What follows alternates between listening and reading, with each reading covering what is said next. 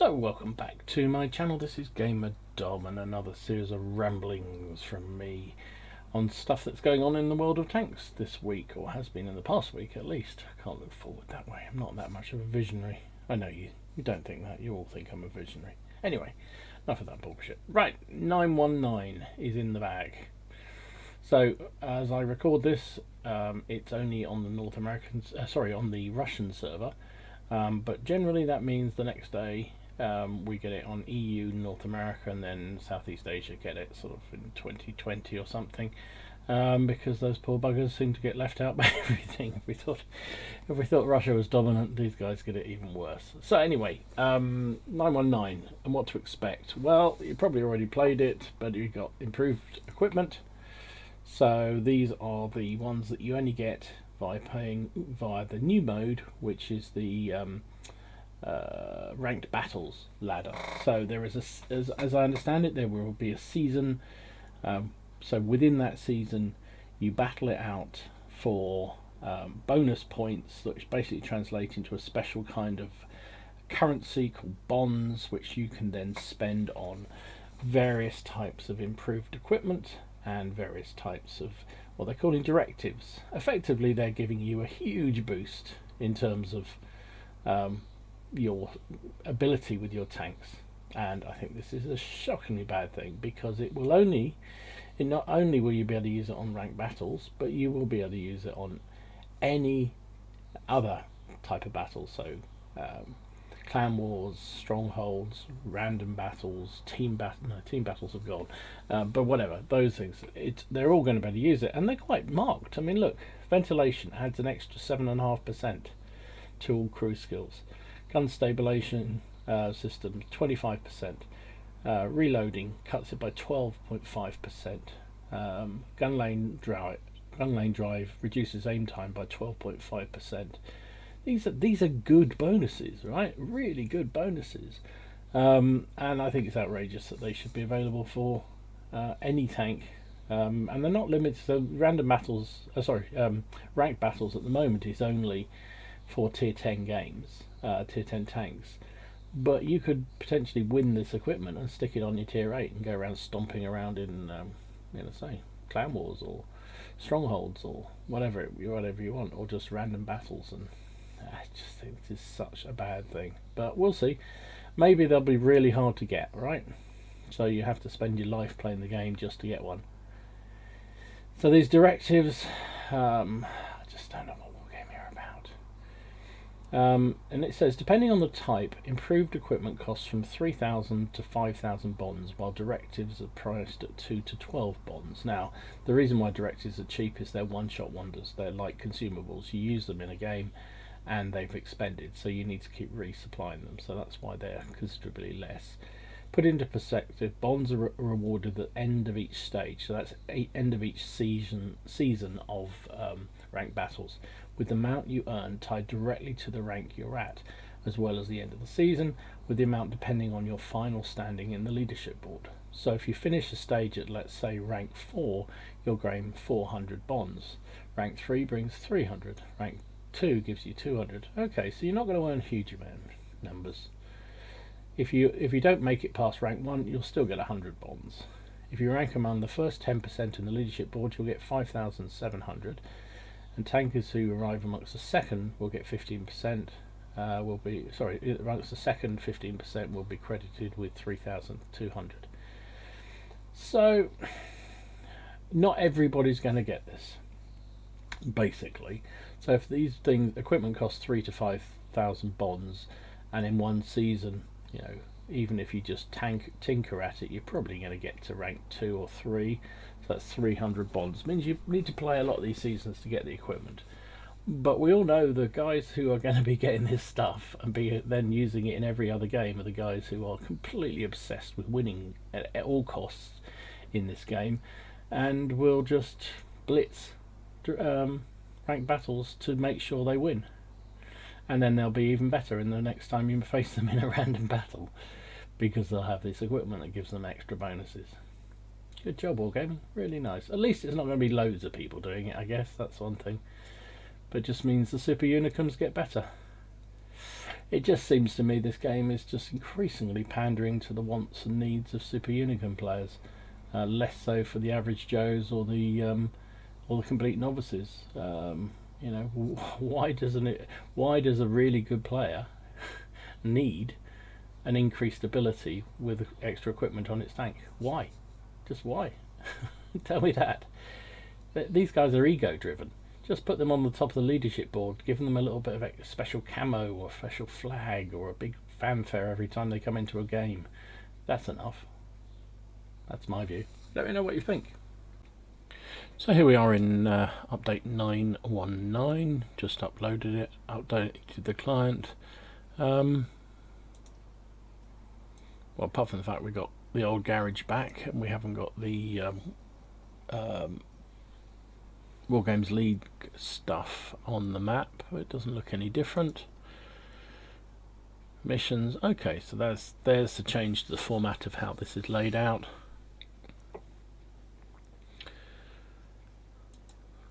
So what's this? Mission unavailable. Okay, so it looks like you can go in and select the different types of missions there are. You can see easily what there are coming, which is kind of nice. I like that. I like the fact that you've actually got some missions available. Oh, that's top of the tree stuff. Okay, so there you go. Top of the tree next month is Leopard 1. These are the ongoing ones. The specific ones for the tanks you got selected. That's interesting. Okay. Let's see if does it allow me to see.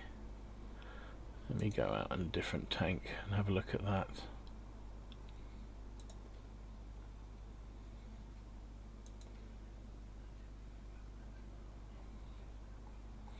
So it doesn't. How do I get to the actual missions, personal missions?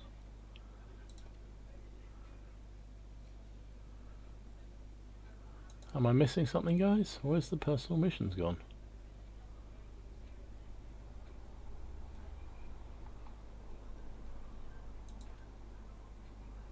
Where are the personal missions?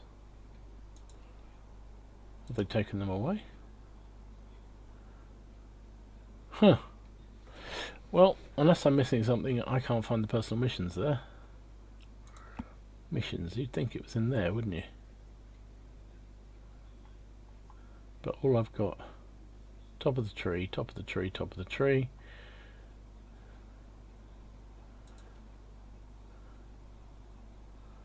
Huh.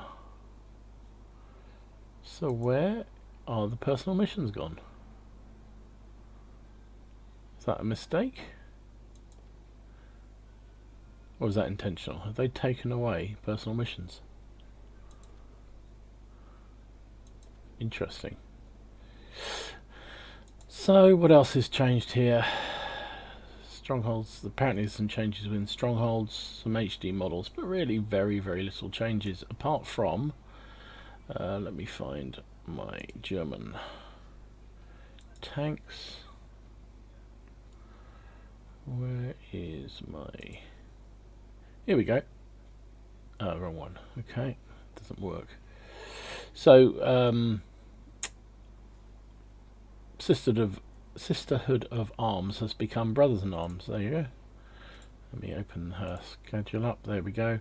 This used to be Sisterhood, it now says Brotherhood, which has the effect that it can now swap with boys. So boys and girls can mix and get the effect of Brothers in Arms, which is a good thing. Which is a good thing. There's the directive slot for if you do this new ranked battles. There we go.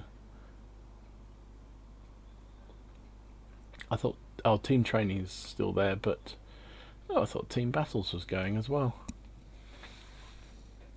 Okay, that's still there as well. But what's really weird is this mission thing, so you can't seem to get to your personal missions.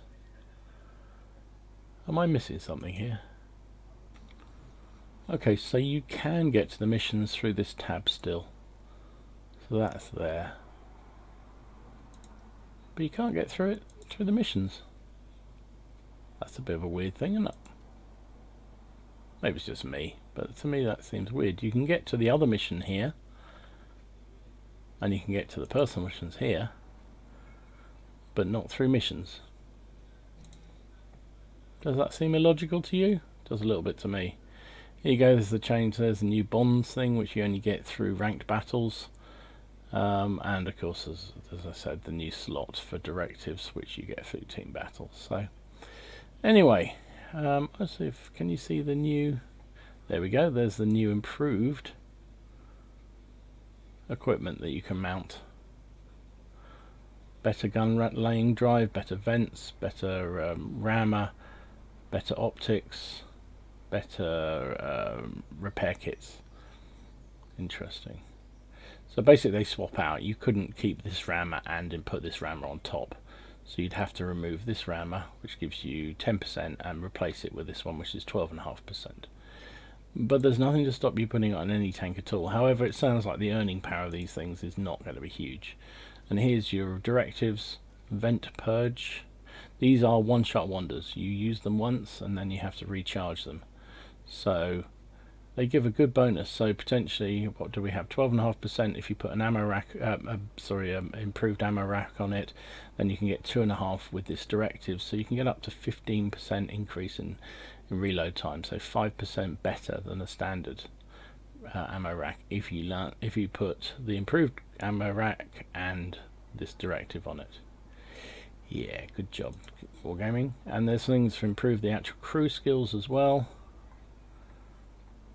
So, don't like this at all. It should only be for ranked battles and not for other games, in my book.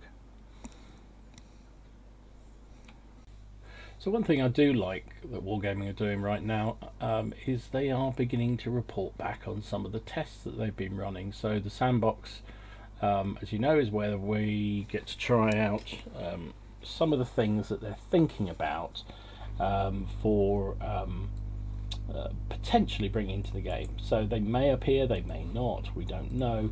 Some things have in the past, some things have just been discounted as being not correct, or not going to work, or overbalance things. So yeah, one of the things they tested in the first, well, the last but one iteration of the sandbox was this frontline mode. So if you recall, this was the thing where there is a map that was basically loosely based on Normandy. You had an attacking force that had to move from the sort of what would be the Bridgehead beach area and fight their way through a series of maps up to some gun emplacements and destroy them, and yeah, so forth. And obviously you'd have a defending team stopping them do it. Now what was unusual about this is that they the maps were 9x9, which is huge, and were there were 30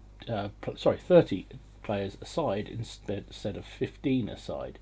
So you had 60 tanks on a much bigger map with lots more space. So there was an opportunity to move around and, you know, get around the flanks of everything and so forth. So all good, all good. So they reported back on how it went down, which is nice. I mentioned the last ramblings. They're testing a new variant of it. In fact, 2 new variants of it, which are much smaller maps. Same number of tanks. It's a more conventional game with a sort of one camp to capture, and both sides have to go for it, either or kill everything else on the enemy team. And there's no recharging of tanks, because in this Normandy version there was the chance to recharge damaged tanks and actually to swap tanks in the battle. So if you got killed, you could come out in another tank, and in fact I think in the middle of the game, if you decided the tank you were using wasn't appropriate, you could swap it out and bring another one in. So that was all cool.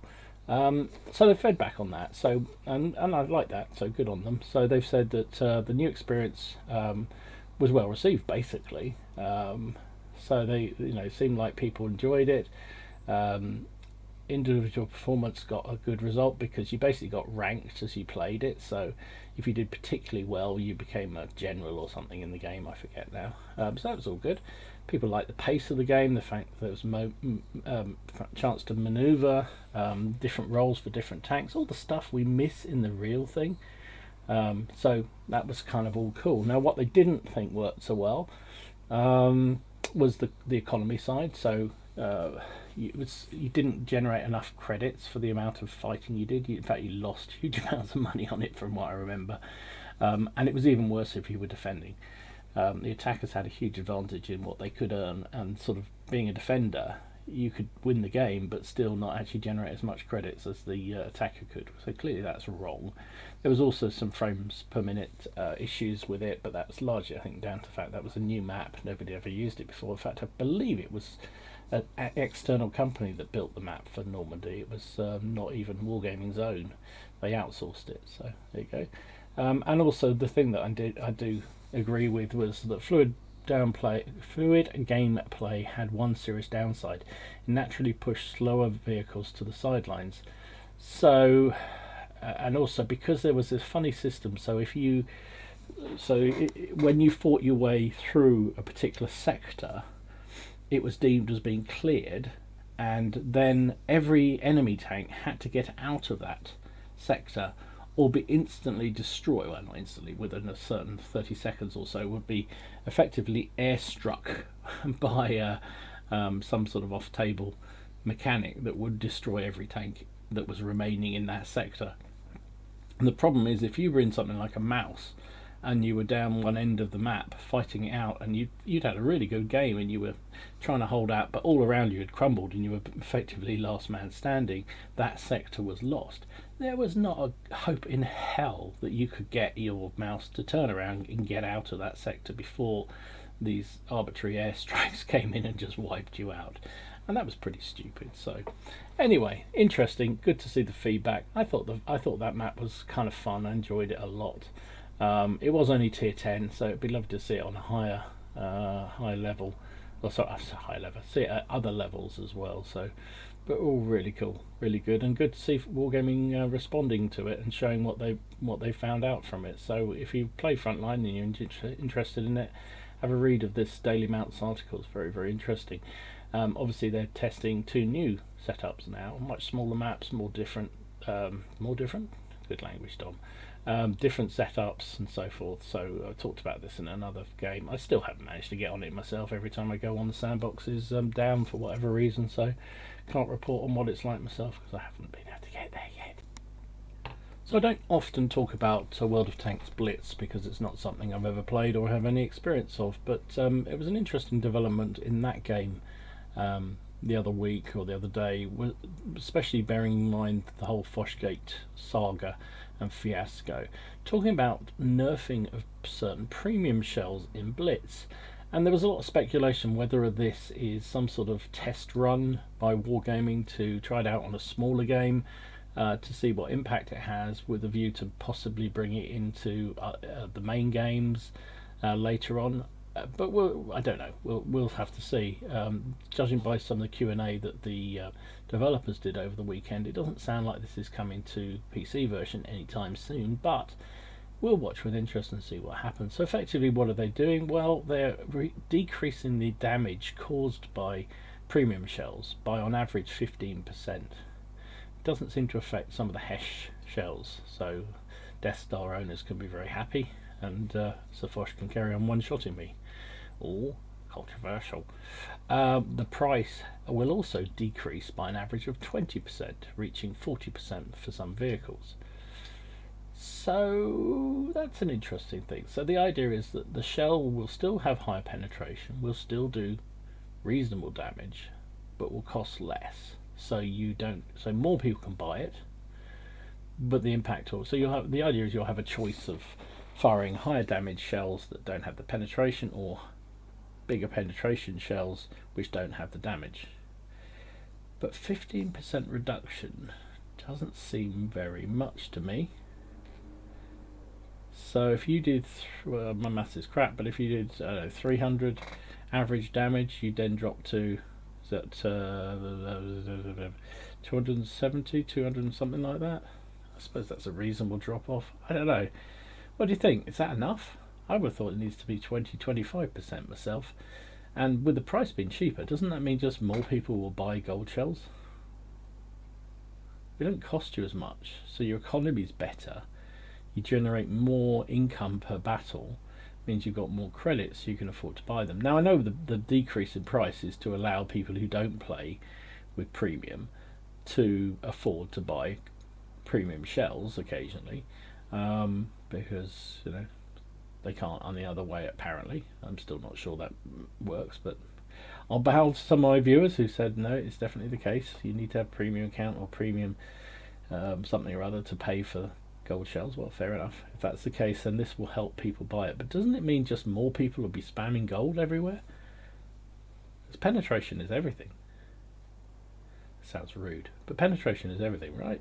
Anyway, but they're also going to be increasing the penetration value of some standard shells on some of the tanks that have absolutely crap penetration, that need, currently, inverted commas, to fire gold just to be competitive. So that's the Churchill 3, the Matilda 5, Matilda 4, the Black Prince Matilda, the M4A2E4 Sherman, the T14, and the Super Pershing will get increased penetration.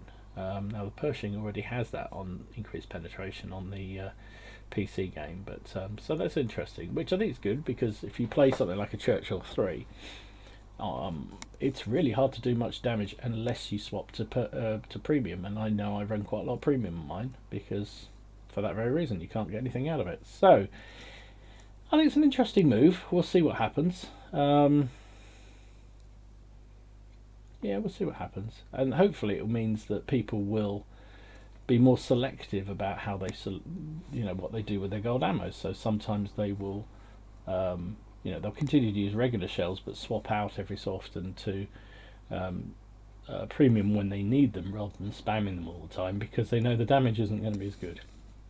We shall see. Thoughts down below as ever, please. Okay, so I'm going to spend a fair bit of my time on this ramblings video talking about some of the outcomes from a developers Q&A which happened over the grand finals weekend. This is via Daily Bounce, who picked it up via What Express translated it from the original there. So the fact it's been done at their showcase event and is by the game developers, you would hope has some kind of clout in terms of what it's saying and is correct. So I won't go through every single one of these, but picking up some of the answers, and there's a whole load of them. So if you're interested, I would certainly recommend you hop over to, well, in fact I think all the blogs are carrying it, about my Daily Bounce is one of my favourites, so go and have a look there. So first up, Defender, or the Object 252U, will not be available for a very long time. Now notice they don't say forever, but they do say that it's not going to be available for a long time. So I suspect this will become one of those vehicles that they roll out every sort of Christmas time, or maybe another couple of times a year, just to try and milk us with more money. But in the meantime, it's the good news, you won't see quite so many of these things trundling around, because the natural tendency, I'd love to see the stats on this, but the natural tendency with premium tanks is when they first come in, they get played and played and played, and you see tons and tons and tons of them on the battlefield, and then people go back to doing whatever they were doing. They play other tanks, they grind tanks, so you don't see quite so many of them on the battlefield. So Defender won't be available again anytime soon, but will be. It's never not being sold, if you see what I mean. They're working on a new anti-cheat solution, which is good, and they're trying to do a test by the end of 2017. Now, good, anything that gets rid of those scumbags who try and cheat in the game gets my thumbs up for sure. A new mods portal. Now, this is really interesting. So basically what they're talking about here is the fact that there will be a place you can go where all the mods that are permitted by Wargaming, have been validated by them, are all collected in one place. So you can download from this portal, and you can remove and blah blah blah. And I think this is fantastic, because you know that if it's on that portal, it must be okay to use, and therefore you can download them with impunity. And it does also mean that World of Tank keep an eye on what the mods are, and can therefore sort of, if somebody's just pushing the envelope a little bit too much, can stamp on it and say no, that's not acceptable. It's not going on the portal, and any player using it will be subject to cheating, blah blah blah. So good move. I think those two things together, a better anti-cheating solution and an official portal for mods, is got to be a good thing, right? Talked about this before. No new maps, which is just a pisser. Not happy about that at all, because they're turning all the current ones into HD. And don't get me wrong, they look wonderful. There's some videos doing the rounds of the new HD maps. They do look really, really cool. And I know they have to make this game visually appealing, because that way they attract new players, because people come in and they love the eye candy. New camouflages, don't know when that's coming. They're looking at potentially the buffing of the French TD line, because they are bloody awful after tier 8. I'd say even at tier 6 and 7 they're pretty awful. So that's a good thing. The plan is to introduce a magazine to the tier 8 TD. Now that's interesting. It won't help with its terrible gun handling and so forth, but you know, anything that reworks that. And as you saw in my last video, there is a plan to introduce, or they are looking at, a new French TD premium, so that would probably line up with that. The number of self-propelled guns per battle is reducing. That certainly is my experience, particularly on the sort of 6 to 8 range of games. Tier 6 to 8, you see far fewer self-propelled guns than you ever used to. If you do, it's probably just one. Although it does piss me off that increasingly you see artillery and it's top tier. Or when I rarely play artillery, I'm top tier, and I think artillery has no place being top tier. Myself, I think they should always be at least one tier down, because it reduces the ability of your team. So guns are not as powerful as they once were, so it's pointless. Anyway, less of them, so I guess the sort of intended thing with 918, which was to reduce or get rid of artillery out of the game without having to compensate anybody, has worked, because there are less of them. But you have the stun effect now, which everyone loves, don't they? Careful what you wish for, boys. Sorry, and girls. There's currently no plans to introduce the T22 medium. Good. That was the cheaters tank. That was that tank that you only got by doing certain missions on that. Can't even remember what was it, domination mode, and countless people cheated to get it, because it was the only way, frankly, you could get it. Well, not the only way, but you had to be outstandingly good to get it, and the only way most people could get it was to cheat, and a number of clans were found out cheating, and groups of people were found out cheating to get this thing, and were thrown out the game, quite rightly. And it is tarnished, that tank. It was seriously OP. They nerfed it to hell in 917, I think it was, and no plans to bring it back. Good. Chinese server, who cares? Unless any Chinese viewers here, I don't think there are. Wargaming will present new maps during the grand finals and before the final match. Interesting, given the fact they said there's going to be new maps. No new maps. According to the developers, battles that finish in less than 300 seconds always have scores of 15-0, 15-1, 15-2, 15-3, so basically up to 15-5. Okay. The Su 76-1 will never be put on sale, even for €100. It needs a nerf. So I don't know the whole story about this, but from what I remember hearing, this was a tank, a premium tank they were going to introduce. I think it was either tier 5 or tier 6. They put it up in the shop, realised almost instantly that it was seriously overpowered. I mean, properly overpowered. You know, we don't see the like of it with even things like the Defender now. And they removed it within a couple of hours, but still an awful lot of them were sold.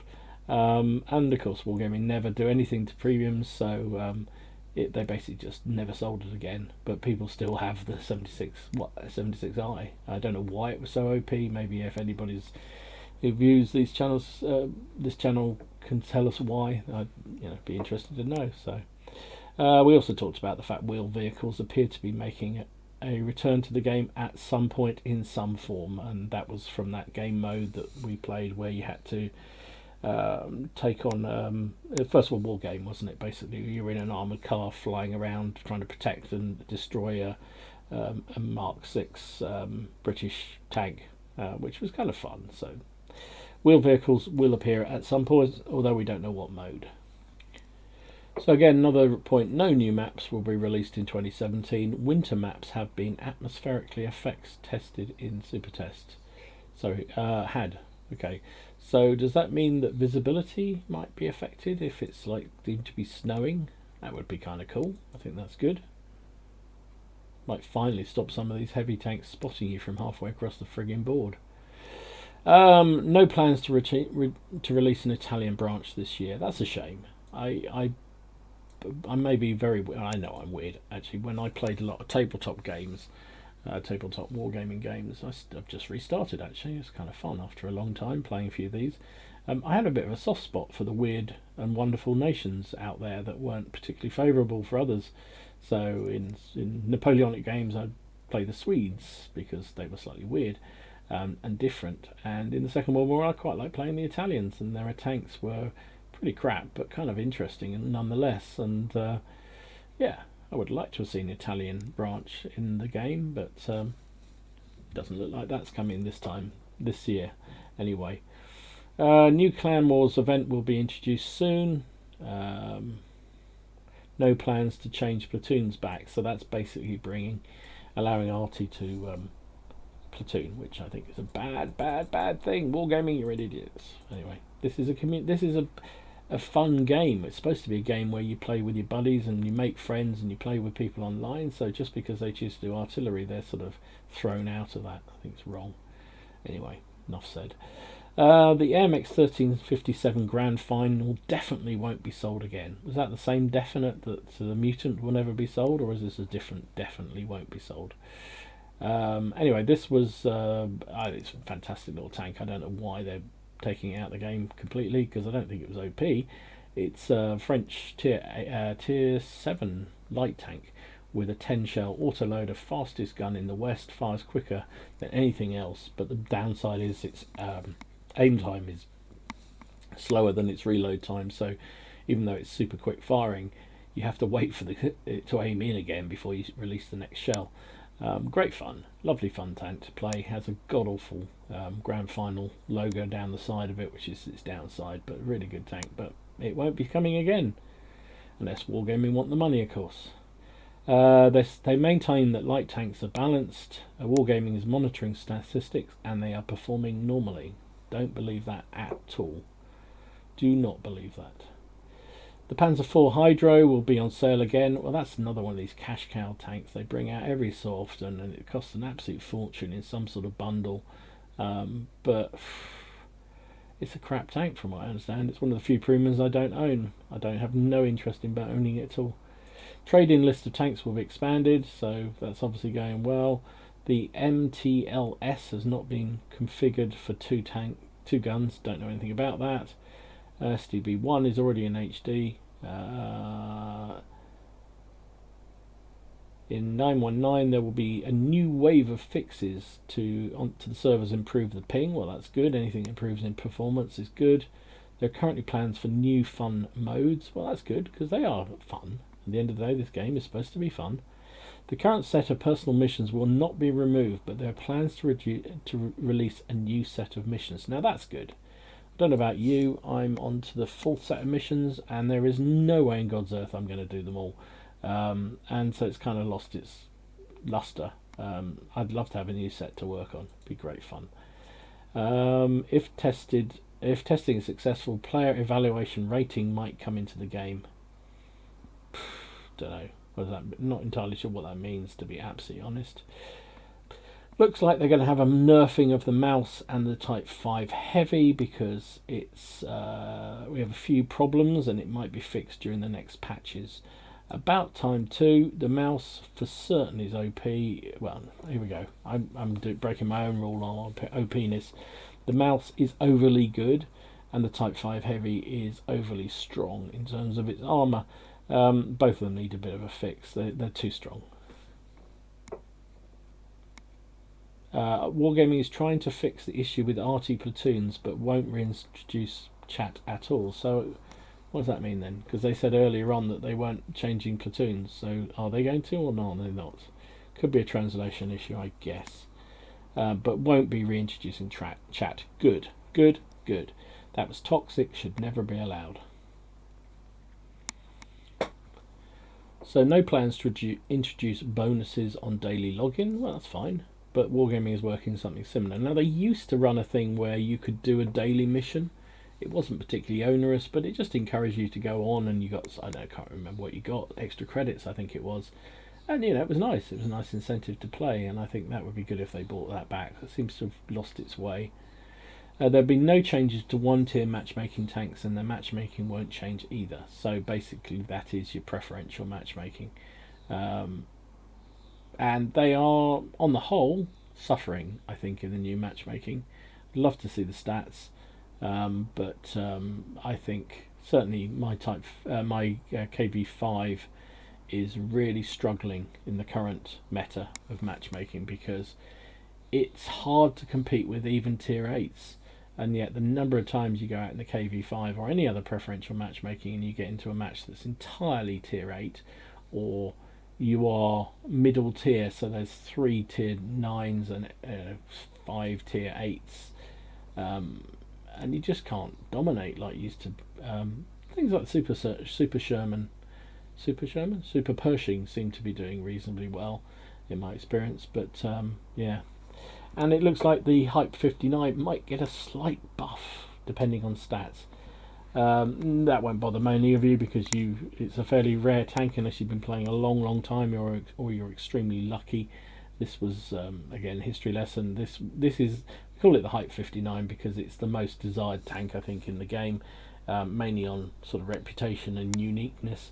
It was at one point the most ridiculously overpowered tank in the game. It's a Chinese tier 8 premium limited matchmaking tank, and it is one of the few premium tanks that had nerfs back in the day, because it was so powerful. Apparently, you used to go into games and you'd see pretty much half the team made up of Type 59s because it was so good. And they nerfed it. So it's a shadow of its former self. And it's definitely suffered from power creep as other tanks have got better around it. I'm fortunate I own one, not because I've been playing the game that long. I just got very lucky. I won mine in a competition that Quickie Babe and Mighty Jingles ran. Was it last year? I forget, some anniversary of Wargaming, and I actually managed to win one. And I love it. I think it's a great little tank. Not particularly powerful anymore, but it does enough generate credits. Wow. I mean, seriously good credit generator. It's one of the cheapest tanks to run in the game, so you only have to have a moderately good game and you make huge amounts of credits. But it's not particularly powerful these days. Now, it doesn't suffer quite as much as some of the slow moving heavies, because at least it's got mobility. But yeah, it is suffering a bit in the new meta, so I'm interested by that, even if you guys aren't. Premium tanks won't receive alternative guns. Okay, didn't know that was something people wanted, but there you go. Wargaming recognises their problems with mid-tier tank economies, and it's going to be analysed and fixed. Okay, didn't know that was a thing either. STB1 will receive pneumatic suspension like the Swedish tank, so that's the siege mode thing. That's an interesting option. Frames per minute second should be the same with the new graphics compared to the old ones, so that's basically the new maps that have been brought in. No further plans for more equipment slots, just the new ones on ranked battles. Don't get me started. Currently no plans to reduce premium ammo mechanics, nor to introduce limits to the amount of ammo being carried per battle. Wrong. Wargaming, you're idiots. Just limit the amount of ammo you can carry, premium ammo you can carry. Make it 20% of the overall capacity, and half your problems will go away. Simples. Updated version of Wargaming rankings in the works. Blah. Buffing some Russian tanks. Oh really? IS-7, KV-5 and IS-6 and others are planned. Okay, fair enough. Well, I think the KV-5 needs a buff. I'm not sure about the IS-7. I'm always crapping it anyway. IS-6, I haven't played mine for ages. I don't know whether they buff it. I think there's others. There's other tanks that need it ahead of these guys, but certainly the KV5 needs a buff. Definitely, it just can't compete with the current power creep there is in the game. Wargaming wants the Object 140 and the T262A to differ more in gameplay from each other, and they're working on it. So there are three you can get easily, Russian tier 10 medium tanks. The Object 140 and the T62A are pretty much the same. 62A has a slightly better turret.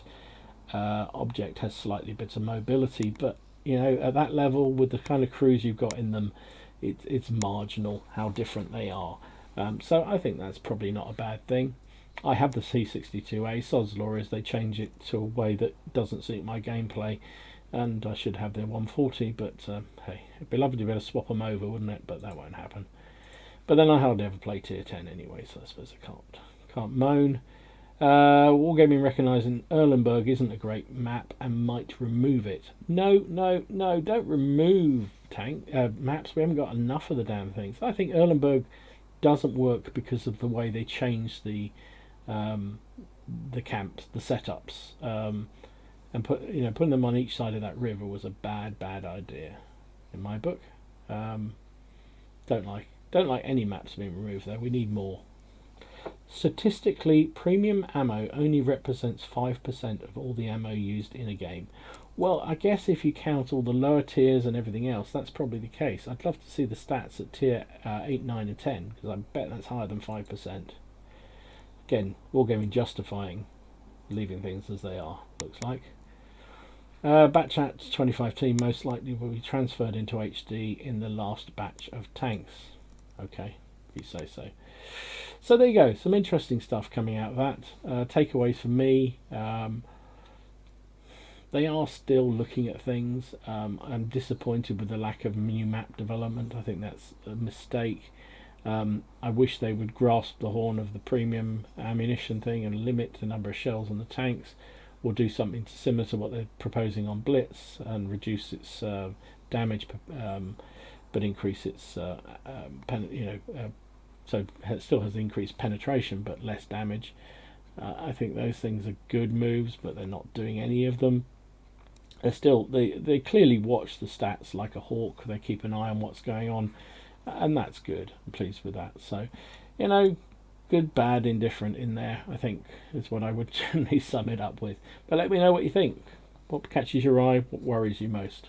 So did you guys catch this? This was a video that Wargaming put up at the grand finals. In fact, I think it was the Friday before, or anyway, run up of the grand finals. So this is one of their a couple of their guys on the development team. I think the guy on the right actually is quite a senior bod within their development team, and they were addressing the whole Foshgate stuff. And I'll let them play what the video says, and see what you think of what they say. Everybody's cranking to get the grand finals ready, but we know there's been some real concerns that have come up in the community recently around our premium tank strategy. Really? And we wanted to take a minute to address that. Now, the balance team right now, back at the home office, is working really... Hang on, there's a balance team in World of Tanks? Shit, wow. ...hard on a very detailed version of a strategy that we'll be able to share with you in the next several weeks when it's ready. But given the amount of concerns that have come up, we wanted to at least say a few things right now. First thing, most importantly, we want to tell you, we stand by being a free-to-play game. We're a free-to-play game. We're a free-to-win game. We're going to be a free-to-win game. We don't want to be pay-to-win. We never will. Well, that's good, isn't it? That's right from the horse's mouth. I don't know who this guy is, but clearly he's got authority to talk about it. He's obviously one of their North American developers. Great. So no pay to win, no pay to play. Has to be free to win. There's never going to be some win button and you can just push with your credit card and auto get it done. A good example from my perspective as a player is the premium ammunition, premium shells. Of course, you can go and just buy them straight. On the other hand, players who are actually playing a lot, they can just go and use their silver and their time to actually get these and be leveled with the guys who are actually paying. Yeah, and on the other hand, guys who maybe don't have the same kind of time, family, other obligations, stuff like that, you know, they get to buy those shells with gold so that they can keep up. So, does that not quite sound a bit odd to me, to you guys as well? Is that so? They will never be pay to win, but if people do buy, so am I missing something? So you can basically what they're saying is that people who are prepared to spend money can be on equal terms with people who play an awful lot and get good at the game and invest their time and energy in it.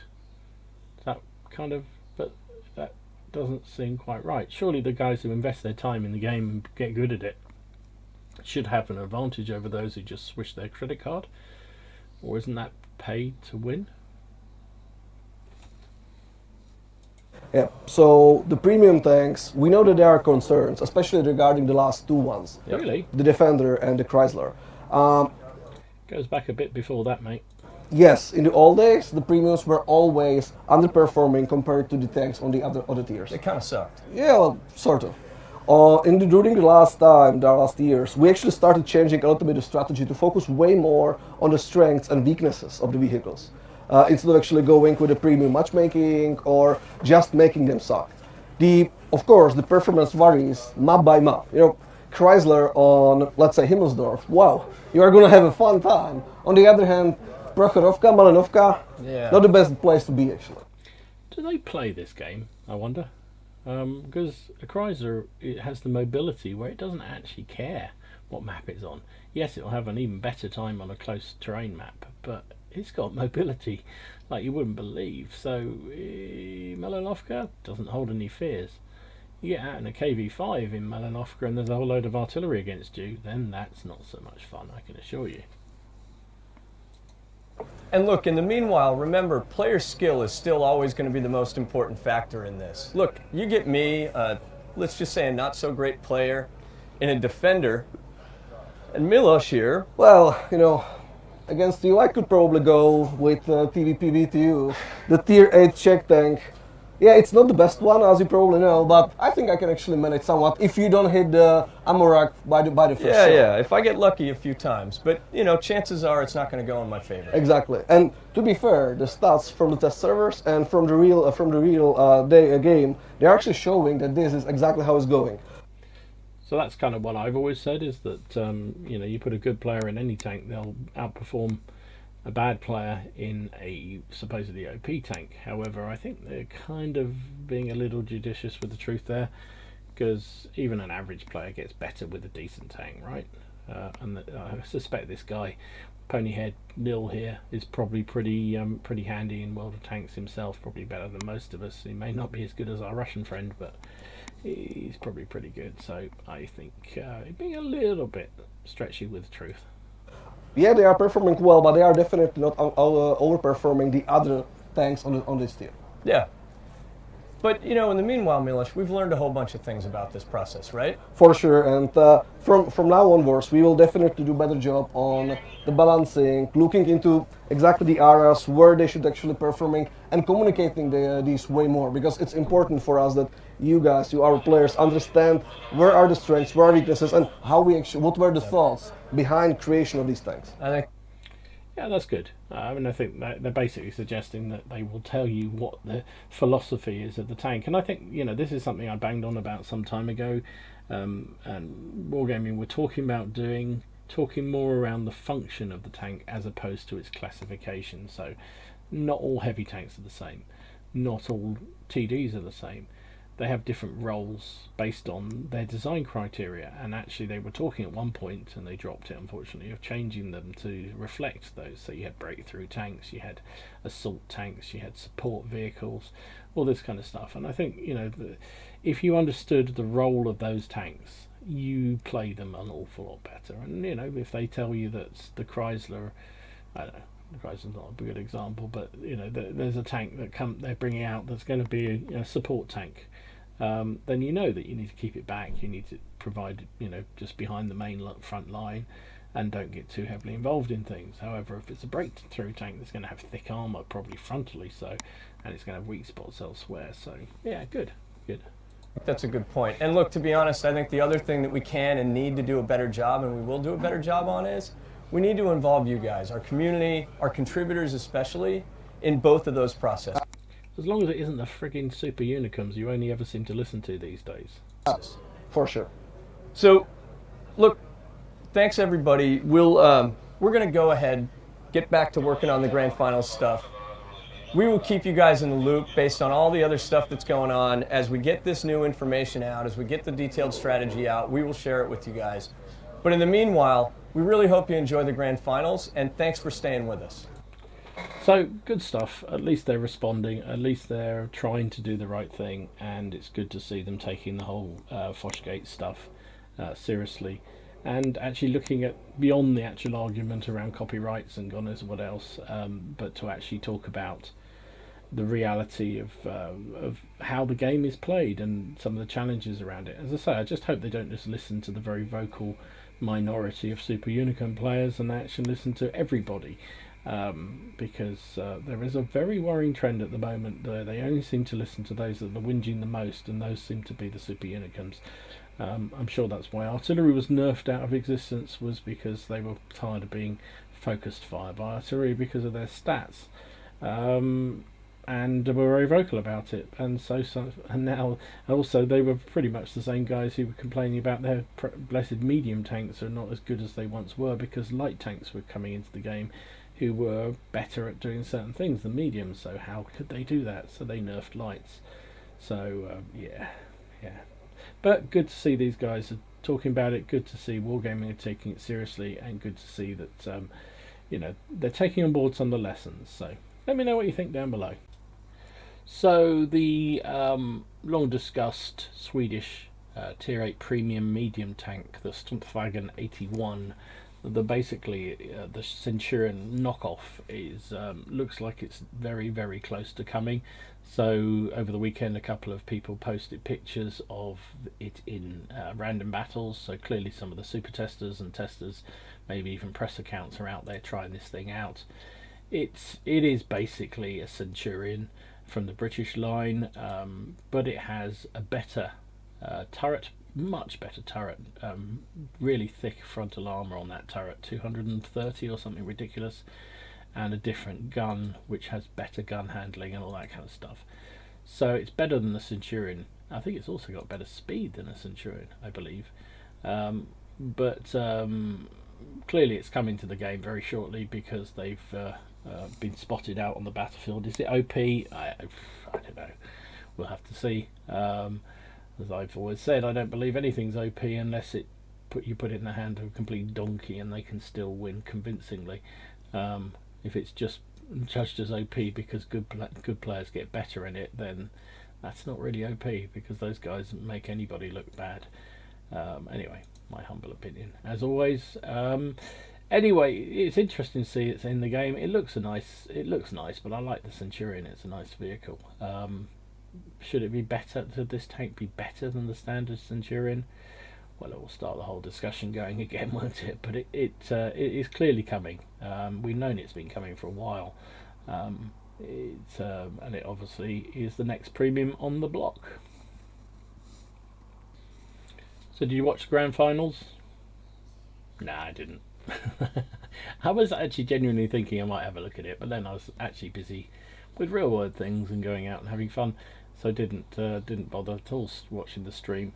But it seems like I was alone because the numbers look pretty reasonable to me. So on the English stream had 16,000 viewers, which is pretty good, I reckon. But it's nothing compared to the Russian stream, which had nearly 162,000 viewers watched the grand final, which is quite impressive. Now, put that into perspective, it is way down on where League of Legends is. That apparently hit 13,600,000 viewers. That's ridiculous. That is absolutely ridiculous.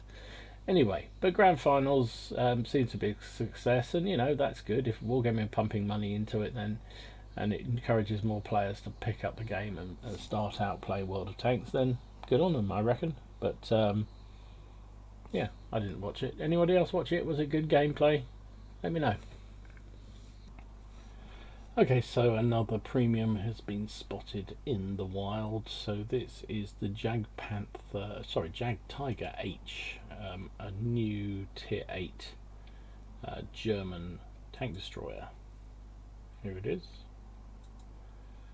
Doesn't look anything different to the Jag Tiger 88, to be absolutely honest, which is why it's probably quite difficult to spot if you did encounter it on the playing fields out there.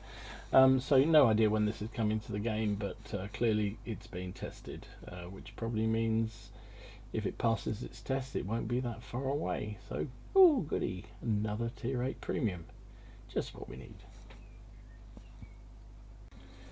So finally, to wrap things up, this is kind of water under the bridge, and probably most people have heard about it or seen it already, but just for completeness, because I talked about it a lot last week, the statement that Wargaming issued after I did my last ramblings, that's not to suggest that it was because of my ramblings, because I ain't got that kind of influence yet. The statement about Safosh, and it was unequivocal, if that's a word, about how they had basically ballsed up and got it wrong, and hats off to them for finally admitting to it. Shame they allowed it to go on for so long, but at least they finally did. So basically what this statement said was that they made a mistake in terms of how they dealt with the thing. The suggestion that Safosh's videos containing hate speech and homophobia was absolutely incorrect and should never have been said, and that was partly down to the fact that the guys in North America issued the statement without really checking up on their facts, frankly, and so they've admitted they were wrong, and they've made it very, very clear that they will never issue copyright strikes against anybody doing videos on World of Tanks, even if they're critical. The only times basically they'll do it when it's sort of material that shouldn't be in public domain, so sort of NDA type stuff, and that's entirely right and reasonable. They have no problem with people being critical about the game. It was only really Safosh's tone that they didn't like, but they recognise they got it wrong. So good, well done.